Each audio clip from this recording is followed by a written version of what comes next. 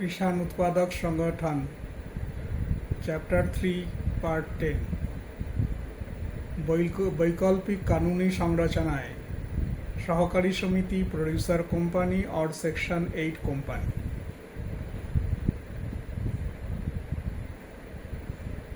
जब भारत में किसान उत्पादक संगठनों की संख्या बढ़ने लगी तब ये बात सामने आई कि सामूहिक उद्यम के सोच को कोई अलग अलग कानूनी ढांचा के जरिए अपनाया जा सकता है। हालांकि 2002 के बाद प्रोड्यूसर कंपनी सबसे ज़्यादा अपनाया गया मॉडल बन गया, लेकिन यह एकमात्र रास्ता नहीं था। किसान समूहों ने अपने उद्देश्यों, ज़रूरतों और स्थिति के अनुसार अन्य विकल्प भी अपनाए, जैसे पारंपरिक सहकारी समितियां और गैर लाभकारी सेक्शन 8 कंपनियां। ये चुनाव केवल कानूनी कागजी प्रक्रिया नहीं था, यह इस बात पर निर्भर करता था कि किसान समूह क्या करना चाहता है, उसे कितना नियंत्रण चाहिए, वो किस तरह की सहायता ले रहा है और आगे किस दिशा में बढ़ना चाहता है। सहकारी समिति कोऑपरेटिव सोसाइटी, जो राज्य सरकारी अधिनियम या multi state cooperative societies act 2002 के तहत चलती है, आज भी इन इलाकों में लोकप्रिय है जहां सरकारी परंपरा पुरानी है। उदाहरण के लिए गुजरात के डेयरी सहकारिता या महाराष्ट्र की गन्ना सहकारिता। इस मॉडल में लोगों के पहले से अनुभव होता है, राज्यों की योजनाएं का लाभ मिलता है और सदस्य सेवा पर जोर दिया जाता है। लेकिन कई राज्यों में सहकारी समितियां राज्य सरकार के अधीन होती है, जिससे राजनीतिक हस्तक्षेप की संभावना बनी रहती है। इसके कारण कुछ किसान समूह इससे दूरी बनाए रखते हैं।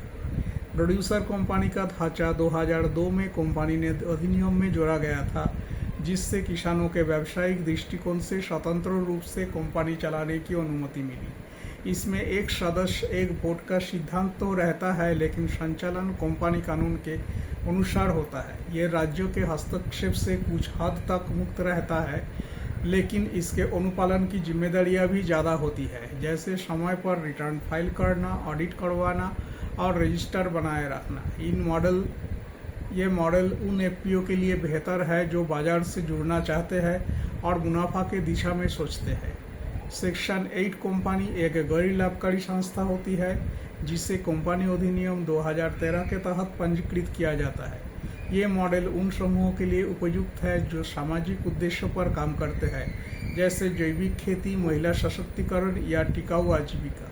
इन कंपनियों को CSR और डोनेशन के जरिए आसानी से फंड मिल सकता है, लेकिन ये कंपनियां अपने लाभ को सदस्यों में बांट नहीं सकती और मुनाफा कमाना इनका उद्देश्य होता नहीं है। यदि हम इन तीनों मॉडल को तुलना करें तो सहकारी समिति अपनी सहयोग और सेवा पर आधारित होती है। इसमें एक सदस्य एक वोट होता है और सीमित लाभ बांटा जाता है। इससे राज्यों का सहयोग भी मिलता है।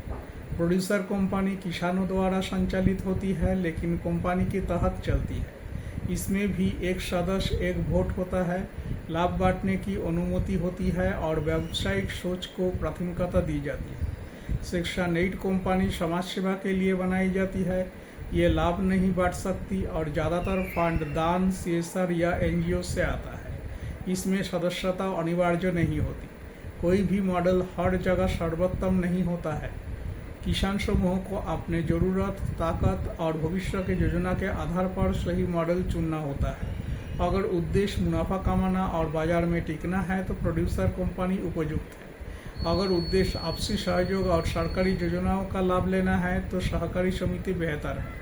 और अगर उद्देश्य समाज सेवा, पर्यावरण संरक्षण या महिला नेतृत्व जैसे कार्यों पर ध्यान देना है तो सेक्शन 8 कंपनी उपयुक्त विकल्प है। धन्यवाद।